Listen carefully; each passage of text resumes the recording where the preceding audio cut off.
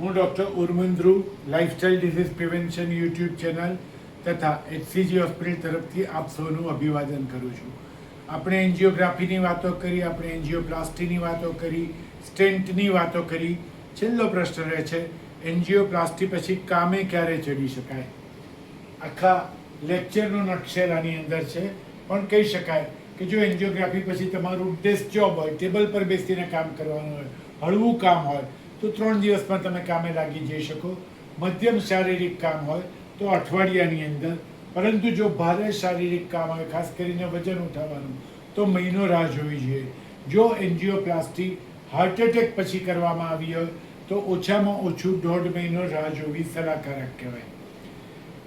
કયા કયા કામ એવા છે કે જે એન્જિયોપ્લાસ્ટી પછી ના કરવા જોઈએ? ઘણા લોકોએ એમને પૂછ્યું કે વાંકા વળાય કે નહીં.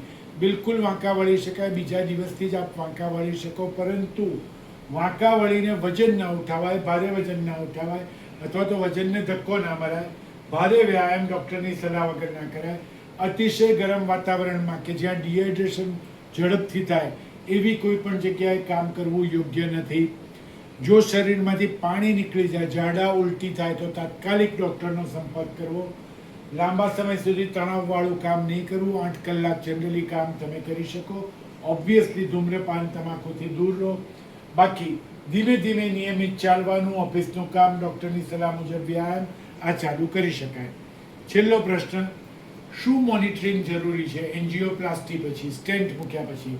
1, ડૉક્ટરને નિયમિત બતાવો, અઠવાડિયા પછી, મહિના પછી અને પછી જ્યારે ડૉક્ટર કહે ત્યારે. નંબર 2, તમારા રિસ્ક ફેક્ટરો પર નજર રાખો. મતલબ કે તમારું બ્લડ પ્રેશર, બ્લડ સુગર, વજન, LDL કોલેસ્ટ્રોલ સ્ટ્રિક્ટલી કાબૂમાં રાખો. ખાસ કરીને LDL કોલેસ્ટ્રોલ 50ની આજુબાજુ રહેવું જરૂરી છે. દવાઓ ખૂબ મહત્ત્વની છે. ખાસ કરીને લોહી પાતળું કરવાની દવા ડૉક્ટરને પૂછ્યા વગર બંધ ના કરો. અને 2 દવા, એસ્પિરિન અને ક્લોપિડોગ્રેલ, અથવા એસ્પિરિન અને બીજી કોઈ લોહી પાતળું કરવાની દવા ઓછામાં ઓછું 1 વર્ષ અથવા ડૉક્ટરની સલાહ પ્રમાણે વધારે ચાલુ રાખવી જરૂરી છે. સ્ટેટિનની દવા LDL 50 પહોંચી ગયું એટલે બંધ કરી દેવી એ મોટામાં મોટી મૂર્ખામી છે. અને સૌથી વધારે મહત્ત્વનું, જીવનશૈલીમાં પરિવર્તન, નિયમિત ચાલવું, ખોરાકની ચરી, ફ્રૂટ, શાકભાજી વધારે, અને ધૂમ્રપાનથી દૂર, દારૂથી દૂર, પૂરતી ઊંઘ, તણાવથી દૂર. સો ઓલ ઇન ઓલ, એન્જિયોપ્લાસ્ટી બંધ થયેલી ધમની ખોલે છે, પરંતુ દવાઓ, જીવનશૈલીમાં ફેરફાર, નિયમિત મોનિટરિંગ, એ અને માત્ર એ જ હૃદયને સેફ રાખે છે.